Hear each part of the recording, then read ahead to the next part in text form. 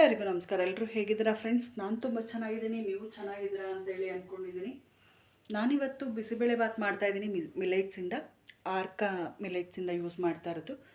ಆರೋಗ್ಯಕ್ಕೆ ತುಂಬ ಒಳ್ಳೆಯದು. ಬನ್ನಿ ಹೇಗೆ ಮಾಡೋದು ಅಂತ ನೋಡೋಣ. ಮೊದಲಿಗೆ ನಾನಿಲ್ಲೊಂದು ಕುಕ್ಕರ್ ಇಟ್ಟು ಅದಕ್ಕೆ 1 ಟೇಬಲ್ ಸ್ಪೂನ್ ಎಣ್ಣೆ ಬಿಸಿ ಮಾಡಿ ಇಟ್ಕೊಂಡಿದ್ದೆ.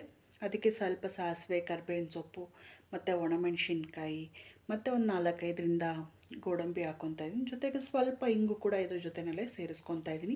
ಇಷ್ಟನ್ನು ನಾವು ಫ್ರೈ ಮಾಡ್ಕೋಬೇಕಾಗತ್ತೆ.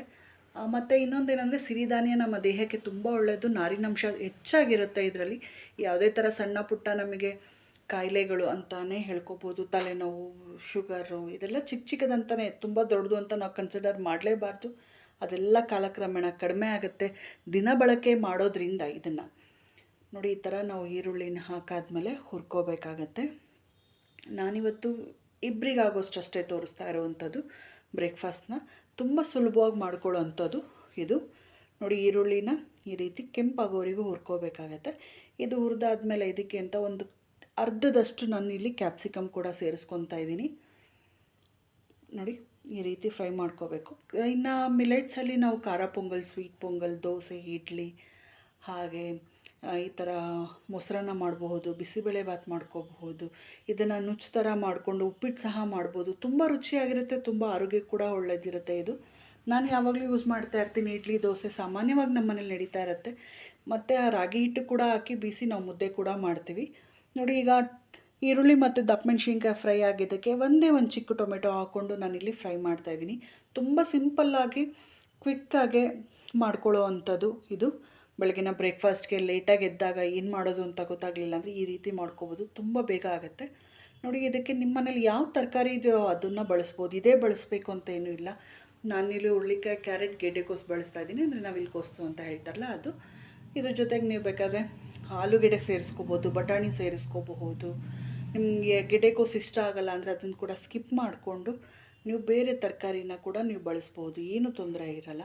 ಇದಕ್ಕೆ ನಾನಿವತ್ತು ಬಳಸ್ತಾ ಇರೋದು MTR ಅವ್ರದ್ದು ಬಿಸಿಬೇಳೆಭಾತ್ ಪೌಡರು.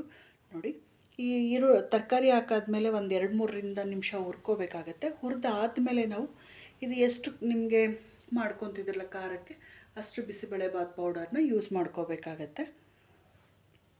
ನೋಡಿ, ನಾನಿಲ್ಲಿ ಬಳಸಿರೋದು ನಾಟಿ ಟೊಮೆಟೊ ಆಗಿರೋದ್ರಿಂದ ಹುಣಸೆ ಹುಳಿ ಹಾಕೋ ಅಂತ ಪ್ರಮೇಯ ಇರೋದಿಲ್ಲ. ಹಾಗಾಗಿ ನಾನು ಡೈರೆಕ್ಟಾಗಿ ಹಾಗೆ ಮಾಡ್ತಾ ಇರೋವಂಥದ್ದು.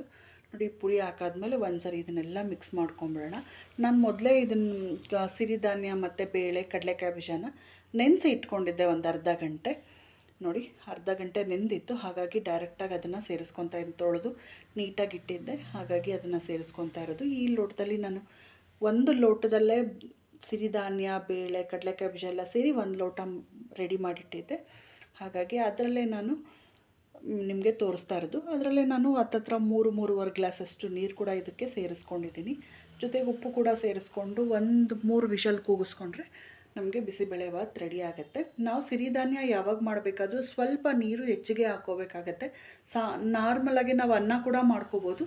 ನಾವು ಅನ್ನ ಮಾಡೋದಾದರೆ 1 ಲೋಟ ಅಕ್ಕಿಗೆ 3.25 ಲೋಟ 4 ಲೋಟ ಅಷ್ಟು ನೀರು ಹಾಕ್ಕೊತೀವಿ. ಯಾಕೆ ಅಂತ ಅಂದರೆ ಅದು ಆದಷ್ಟು ಚೆನ್ನಾಗಿ ಬೆಂದರೆ ನಮಗೆ ಜೀರ್ಣನೂ ಚೆನ್ನಾಗಿರುತ್ತೆ, ಆರೋಗ್ಯ ಕೂಡ ಒಳ್ಳೆಯದು. ಹಾಗಾಗಿ ನೋಡಿ, ಈಗ 3 ವಿಷಲ್ ಕೂಗಾಯಿತು, ಬಿಸಿಬೇಳೆಭಾತ್ ರೆಡಿಯಾಗಿದೆ. ನೋಡಿದ್ರಲ್ಲ, ಕ್ವಿಕ್ಕಾಗಿ, ಈಸಿಯಾಗಿ, ಇನ್ಸ್ಟೆಂಟಾಗಿ ಮಾಡ್ಕೊಳ್ಳೋ ಅಂಥ ಬಿಸಿಬೇಳೆಭಾತ್ನ ನೀವು ನಿಮ್ಮ ಮನೆಯಲ್ಲಿ ಟ್ರೈ ಮಾಡಿ. ಆದಷ್ಟು ಸಿರಿಧಾನ್ಯನ ಬಳಕೆ ಮಾಡಿ ಅಡುಗೆಯಲ್ಲಿ.